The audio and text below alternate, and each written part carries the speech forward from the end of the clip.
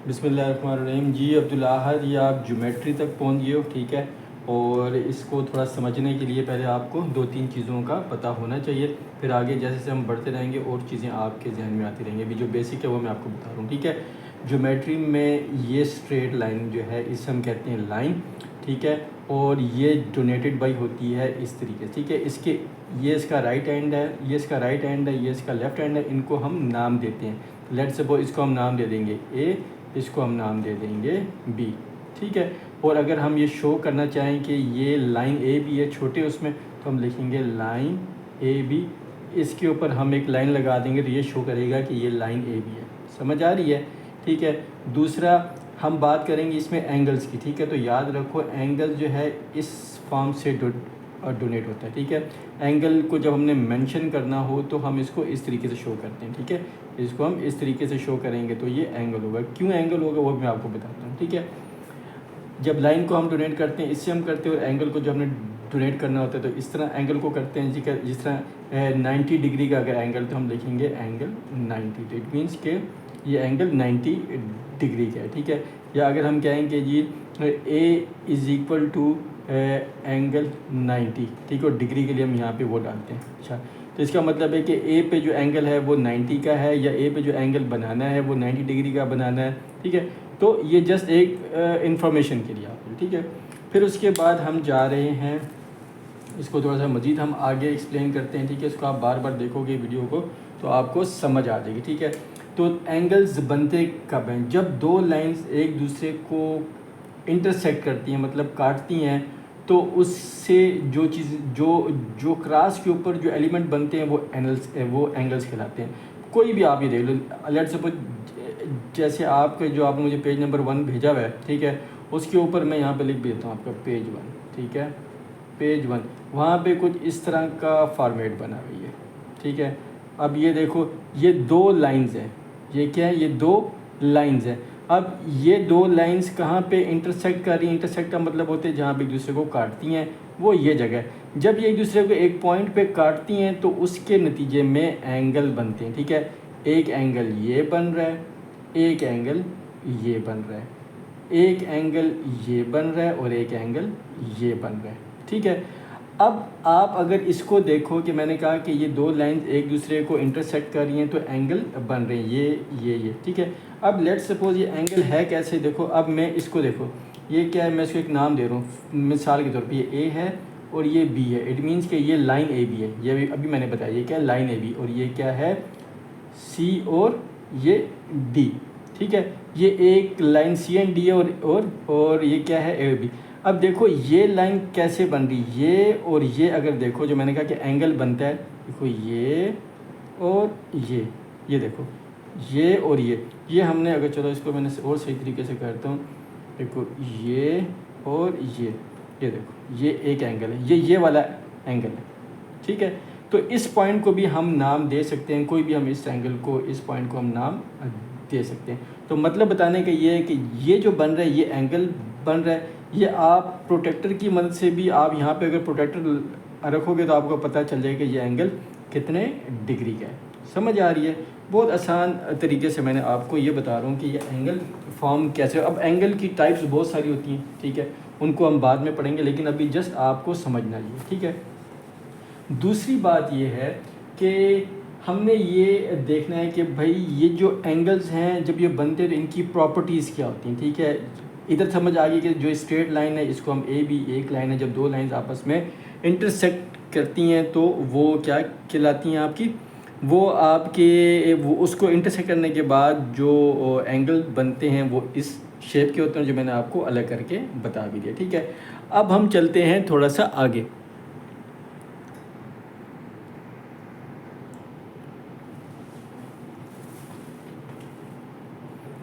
ठीक हो गया। अब हम ये देखेंगे कि अब आप ये देखो कि कुछ एंगल देखो, इसके अपोजिट ये एंगल है, ये देखो, ये देखो, इसके अपोजिट ये एंगल है। मतलब दो लाइंस अगर क्रॉस करती हैं तो उसमें जो एंगल फॉर्म होते थे, देखो ये एंगल जो है इसके अपोजिट ये आ रहा है। तो इस तरह के जो एंगल्स होते हैं इनको हम कहते हैं अपोजिट एंगल्स। क्या कहते हैं? Opposite angles. क्या कहते हैं? Opposite angles, opposite angles. तो याद रखो ये अपोजिट एंगल जो है, अगर ये 50 डिग्री का है तो ये भी 50 डिग्री का होगा। ये इसकी प्रॉपर्टी है, ठीक है, कि जो अपोजिट एंगल्स होते हैं वो एक दूसरे के बराबर होते हैं। अगर इसमें से एक 50 डिग्री का है तो दूसरा भी 50 डिग्री का होगा।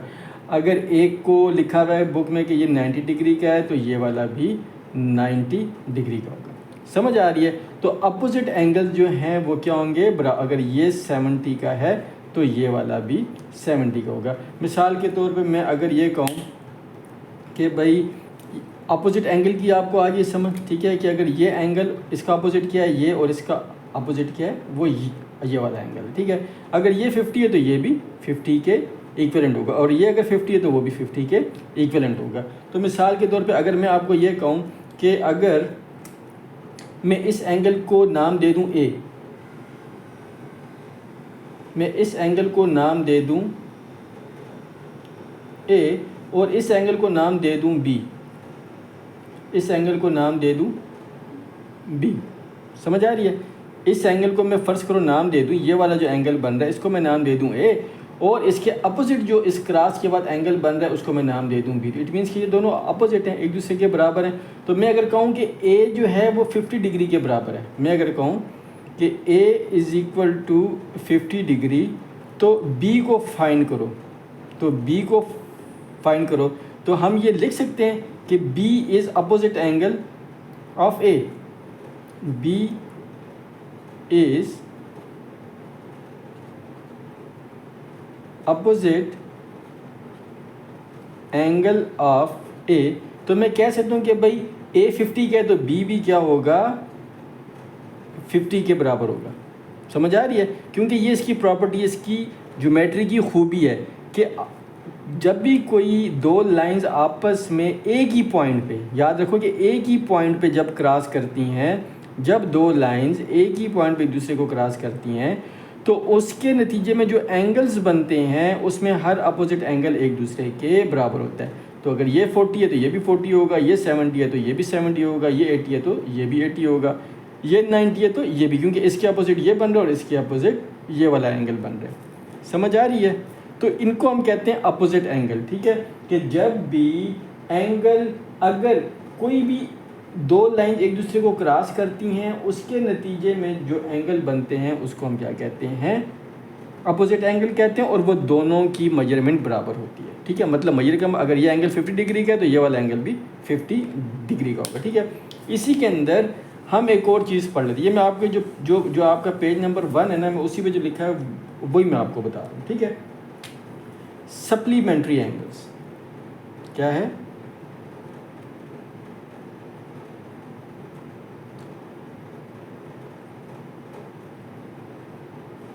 Supplementary angles. समझ आ रही है? अब आपने पहले पढ़ लिया कि लाइंस क्या होती हैं, फिर हमने इसी हमने वीडियो में पढ़ लिया कि एंगल कैसे बनते हैं, फिर इसी हमने पढ़ लिया कि भाई जो एंगल एक दूसरे के, अगर कोई भी दो लाइंस एक ही पॉइंट पे एक दूसरे को क्रॉस कर रही हों तो उनके जो अपोजिट एंगल होते हैं वो क्या होते हैं, बराबर। अपोजिट एंगल का मतलब, अपोजिट का मतलब इंग्लिश का वर्ड है ना, ये भी आपने इंग्लिश भी सीखनी है। अपोजिट एक दूसरे के मुखालिफ, इसके मुखालिफ क्या है, ये इसके मुखालिफ क्या है, तो इट मीन्स ये इसके बराबर होगा और ये इसके बराबर होगा। ये इसके बराबर नहीं हो सकता, ये इसके बराबर नहीं हो सकता। ये अब इसकी प्रॉपर्टी है, खूबी है कि ये दोनों एक दूसरे के बराबर हो सकते हैं। अब दूसरी बात ये है कि सप्लीमेंट्री एंगल्स कौन से होते हैं, तो अभी हम इसको पढ़ते हैं कि सप्लीमेंट्री एंगल्स कौन से होते हैं, ठीक है। अब हम देख रहे हैं कि सप्लीमेंट्री एंगल कौन से एंगल होते हैं। तो याद रखो सप्लीमेंट्री एंगल का मतलब ये होता है कि supplementary angle is equal to 180 degree. Supplementary angle कितने डिग्री का होता है? 2 डिग्री का होता है, 180 डिग्री का होता है, ठीक है। दूसरी बात यह कि अगर हम कोई से दो एंगल आपस में ऐड करें तो अगर उसका आंसर 180 हो तो वो कौन सा एंगल होगा? सप्लीमेंट्री एंगल होगा। तो नंबर 1 ये हो गया कि भाई ये अगर दो एंगल्स हैं 1 प्लस एंगल 2, अगर हम इन दोनों को ऐड करें तो वो किसके बराबर हो जाएगा, 180 के बराबर हो जाएगा। ठीक है, तो लेट सपोज अगर ये एंगल बी है, ठीक है, अगर मैं कहूँ कि भाई ये एंगल बी 50 डिग्री के है, तो इसका दूसरा एंगल जो है वो क्या होना चाहिए, वो दूसरा एंगल अगर हमने मालूम करना हो तो हम कैसे मालूम करेंगे वो भी हम देखते हैं। तो सबसे पहले तो आपने ये देखना है कि जी जब अगर हम दो एंगल्स को ऐड करें तो उसका सम कितना होना चाहिए, 180 हो, तो वो कहलाता है सप्लीमेंट्री एंगल्स। अगर हम दो एंगल्स को प्लस करें और उसका आंसर अगर 180 हो तो वो कहलाता है सप्लीमेंट्री एंगल। ठीक है, अब दूसरी बात, अब हमें जो सबसे इम्पॉर्टेंट है, ठीक है, वो ये समझना है कि अगर इस तरह की लाइन है, मिसाल के तौर पे यही लाइन है, मैं आपको ये दोबारा इसको मैं ड्रा करता हूँ कि भाई लेट सपोज ये और ये, तो हमें कैसे पता चलेगा कि भाई इसमें सप्लीमेंट्री एंगल कौन सा है। तो नंबर 1 बात ये है कि नंबर 1 इसकी प्रॉपर्टी, ठीक है, सप्लीमेंट्री एंगल्स की प्रॉपर्टी क्या है वो भी हम देखते हैं। ठीक है जी, अब सबसे पहली इसकी जो प्रॉपर्टी है वो तो हमने पढ़ लिया कि भाई सप्लीमेंट्री एंगल जो हैं अगर दो एंगल्स को हम प्लस करें तो वो 180 होगा। दूसरा जो इसकी सबसे बड़ी वो है कि इंटरसेक्टिंग लाइंस, ठीक है, जब भी सप्लीमेंट्री एंगल बनता है तो हम क्या कहते हैं कि दो लाइन इंटरसेक्ट होती हैं। तो जब भी दो लाइन इंटरसेक्ट होंगी तो 4 एंगल्स बनेंगे। जब भी दो लाइन इंटरसेक्ट होंगी एक ही पॉइंट पे तो 4 एंगल्स बनेंगे। ठीक है, देखो ये एंगल 1, ये एंगल 2, ये एंगल 3 और ये एंगल 4, समझ में आ गया, 4 बन गया। ठीक है, कि क्या कितने एंगल्स बनेंगे, 4 एंगल्स बनेंगे। सबसे पहली प्रायोरिटी क्या थी कि सप्लीमेंट्री एंगल्स की वो कोई से भी दो एंगल को प्लस करें तो वो 180 डिग्री का होना चाहिए। दूसरा हमने क्या कहा था कि जब भी दो लाइन इंटरसेक्ट करते तो 4 एंगल, अब ये दो लाइन इंटरसेक्ट करें तो 1 2 3 4 एंगल्स बन रहे हैं। ठीक है, और दूसरी जो सबसे अहम बात है कि जो सप्लीमेंट्री एंगल्स होंगे, कौन से सप्लीमेंट्री जो एंगल्स होंगे उनकी एक साइड कॉमन होगी, one side will be common. Common का मतलब क्या है कि उनकी एक साइड जो है वो दोनों तरफ लग रही होगी। अब इसमें आप चेक करो, मिसाल के तौर पे ये देखो, अगर मैं ये देखूं कि ये क्या, ये देखो ये, मैं भी आपको दिखाता हूं, ये देखो ये एक एंगल बन रहा है इसके ऊपर और ये एक एंगल बन रहा है। देखो इस लाइन के ऊपर ये एक एंगल बन रहा है और ये वाली लाइन कॉमन है। ये वाली लाइन क्या आ रही है, कॉमन आ रही है कि ये और ये वाला एंगल जो है बन रहा है वो एक कॉमन लाइन पे बन रहा है। देखो पहले हमने क्या कहा कि दोनों को प्लस करें तो 180 के बराबर होना चाहिए। बार बार इस वीडियो को देखोगे तो फिर थोड़ी थोड़ी समझ आएगी, फिर 2-3 दफ़ा देखोगे तो आपको प्रॉपर समझ आएगी। क्योंकि देखो मैं ये नहीं कह रहा हूँ कि आप सारे के सारे सवाल हल करो। अगर आपने अपनी लाइफ में एक सवाल भी अगर आपने सही तरीके से हल कर लिया, समझ के आपने हल कर लिया, तो वो आपको नुकसान नहीं देगा, वो आपको फ़ायदा ही देगा, बजाय इसके कि मेरी इस वीडियो को देख के आप रट्टा मार के उसके ऊपर लिखो, नहीं आएगी समझ आपको। ठीक है, अभी समझ भी लोगे, रट्टा मार के लिख के दिखा भी दोगे, पेपर में गलत करके आओगे और फिर बाद में कहोगे जी मैंने पेपर सही किया था और गलत हो गया। नहीं, चीज़ें समझने वाली। और मैं टीचर हजरात को भी रिक्वेस्ट करूँगा कि जब वो क्लास में पढ़ाते हैं तो वो ज़रूरी नहीं है कि वो एक ही गो में बच्चों को सारे सवाल अपने सर से उतार दें। देखिए मेरा कंसेप्ट तो ये है कि कोर्स ख़त्म करना ये कोई मतलब कोर्स ख़त्म करना ये कोई आपका टारगेट नहीं होना चाहिए। आपका टारगेट ये होना चाहिए कि बच्चा जो भी पढ़े वो समझ के पढ़े, समझ में। और एक क्लासरूम में हर बच्चे का जो लेवल है वो एक जैसा नहीं होता, तो आपने अपनी नज़र में उस बच्चे को लेकर चलना है कि जिसे कुछ भी समझ नहीं आ रही है, आप बता रही हैं और उसको समझ नहीं आ रही है, अगर आपने उसको समझा लिया तो समझ लिया आपने पूरी क्लास को समझा लिया।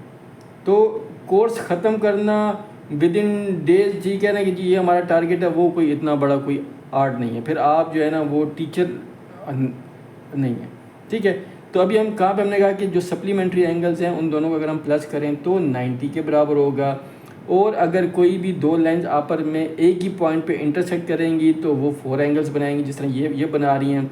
दूसरा, हमें कैसे पता चलेगा कि भाई ये सप्लीमेंट्री एंगल्स हैं, ठीक है, सप्लीमेंट्री एंगल्स हैं, ठीक है। तो वो ये होगा कि उनकी एक जो ये साइड है वो कॉमन होगी, ठीक है। और दूसरा क्या है, 180 डिग्री हमेशा स्ट्रेट लाइन पे बनता है, 180 डिग्री हमेशा स्ट्रेट लाइन पे बनता है, ये आपका 180 डिग्री होता है, ठीक है। और दूसरा भी आपका दूसरी तरफ बनाएंगे इस तरफ, तो ये भी होगा 180 डिग्री, ठीक है। और इन दोनों को जब आप प्लस करते हैं तो ये बन जाता है 360 डिग्री।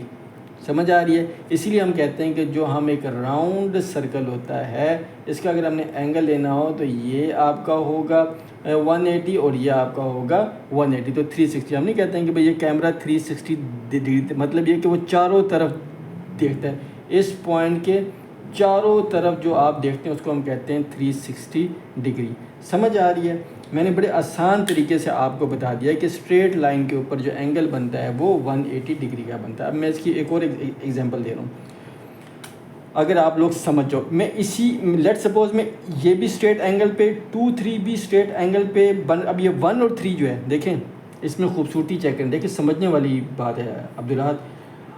अब देखो ये एंगल 3 इधर बन रहा है और ये वाला एंगल 1 यहाँ पे, तो ये 1 और 3 सप्लीमेंट्री एंगल नहीं है। क्यों? क्योंकि ये एक दूसरे के अपोजिट एंगल हैं, तो अपोजिट एंगल कभी भी एक ही लाइन पर तो नहीं हो सकते हैं। ये देखो ये एंगल 3 है, ये एंगल, इसके मैंने नाम कोई भी नाम हो सकता है, ABCD 1 2 3 4 5, इससे कोई फ़र्क नहीं पड़ता, बात है समझने की। ये जो एंगल 1 ये जो बन रहा है एंगल, और ये एंगल देखो, ये दोनों सप्लीमेंट्री एंगल नहीं है। क्यों? क्योंकि देखो इसमें ये एंगल बन रहा है यहाँ पर, तो ये इस लाइन पे भी बन रहा है और इस लाइन पे भी बन रहा है, ठीक है। लेकिन इस लाइन के ऊपर ये एंगल नहीं बन रहा है। समझ आ रही है? तो दूसरी बात मैंने आपको ये कही कि जो सप्लीमेंट्री एंगल होता है वो ये याद रखना है, सिंपल, वो 180 डिग्री का होगा। अगर दो लाइन इंटरसेक्ट करती तो वो 4 एंगल्स बनाएंगी। और one side with common line, one side with common line. तो अब देखो ये मैंने कहा कि देखो ये एक लाइन पे जो ये बनता है, ये क्या बनता है, ये 180 का बनता है, ठीक है, 180 डिग्री का बनता है। एक लाइन पे जो भी एंगल बनता है वो कितने का बनता है, 180 डिग्री का बनता है, ठीक है। ये पूरा एंगल 180 डिग्री का है। अब अगर मैं इसको हाफ कर लूँ, ठीक है, अगर मैं इसको यूं कर लूँ, ठीक है, या मैं ये एंगल है और इसको मैं यहाँ से यूं कर लूँ, तो दिस प्लस दिस, इन दोनों एंगल को अगर आप जमा करोगे तो वो बराबर होना चाहिए 180 के। समझ आ रही है? अब यही लाइन, अब देखो इसी को एज्यूम करो और देखो आप इस वाली लाइन को अगर आप चेक कर लो, इस वाली लाइन को देखो, ये वाली लाइन मैं आपको बताता हूँ, ये देखो।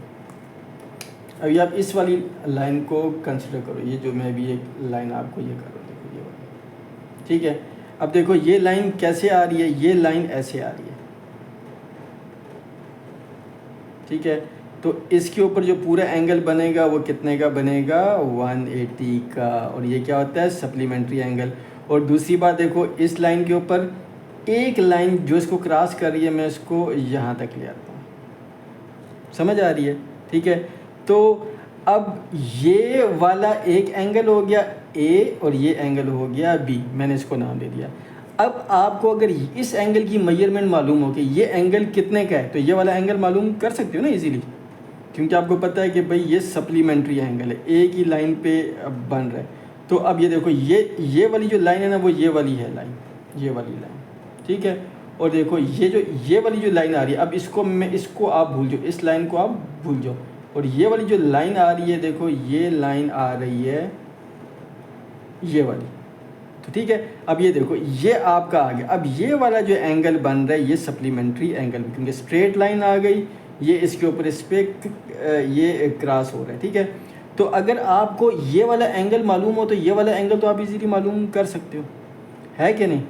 अगर ये वाला एंगल आपको मालूम हो जाए तो ये वाला एंगल तो आप इजीली मालूम कर सकते हो, ठीक है। वो कैसे मालूम करेंगे वो अभी मैं आपको बताता हूँ। अब हम जाएंगे आपके क्वेश्चन नंबर 1 की तरफ। तो मैं अब आपको क्वेश्चन नंबर 1 दूसरे उसमें मैं वो वीडियो में डिफ़ाइन करूँगा।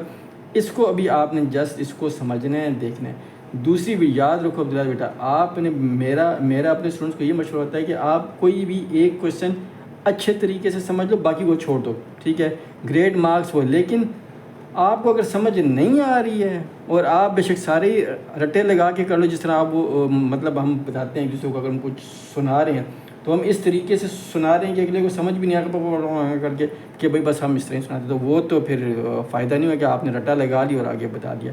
तो अगर आपने देखो ये सब की चीज़ें आई नो कि अभी जो मैं आपको पढ़ा रहा हूँ ये शायद मैंने अभी तक मैंने अपनी प्रैक्टिकल लाइफ मैंने कहीं पे भी इस्तेमाल नहीं की, क्योंकि मैं इस फील्ड में गया ही नहीं, लेकिन मैंने सीखा हुआ अच्छे तरीके से था। तो अगर इसमें कुछ मुश्किल भी क्वेश्चन आ जाए तो मैं नेट से देख के समझ सकता हूँ कि यार वो कहना क्या चाहे, क्योंकि मैंने चीज़ों को समझा है, ठीक है। तो अल्लाह ताला भला करे हमारे टीचर का, ठीक है, जिन्होंने हमें ये चीज़ सिखाई है, वो सर नदीम है, ठीक है। और हम ऑलवेज़, मैं तो उनकी रिस्पेक्ट करता हूँ, उन्होंने हमें सोचना समझना और अक्ल के साथ चीज़ों को हल करना सिखाया और अक्ल के साथ देखने का मतलब उन्होंने बताया। तो अल्लाह ताला उन्हें सेहत दे, तंदुरुस्ती दे, उन पे अपना फजलो करम वाला मामला रखे, ठीक है। तो ये वो है जो अभी आपने इसको देखना है। फिर इसके बाद जब हम सेकंड क्वेश्चन करेंगे तो आपका और मज़ीद क्लियर हो जाएगा। लेकिन अब ये आपको याद होना चाहिए, जब मैं पूछूं कि सप्लीमेंट्री एंगल कौन से होते हैं तो आपको पता होना चाहिए कि supplementary angle is equal to 180 degree, ठीक है। और वो हमेशा स्ट्रेट लाइन के ऊपर 180 का बनता है। या अगर हम एक ही लाइन पे दो एंगल्स हैं तो उनको अगर हम ऐड करें और वो अगर 180 डिग्री के बने तो वो सप्लीमेंट्री एंगल कहलाएंगे। समझ आ रही है? चलो ओके बेटा, अल्लाह हाफिज़।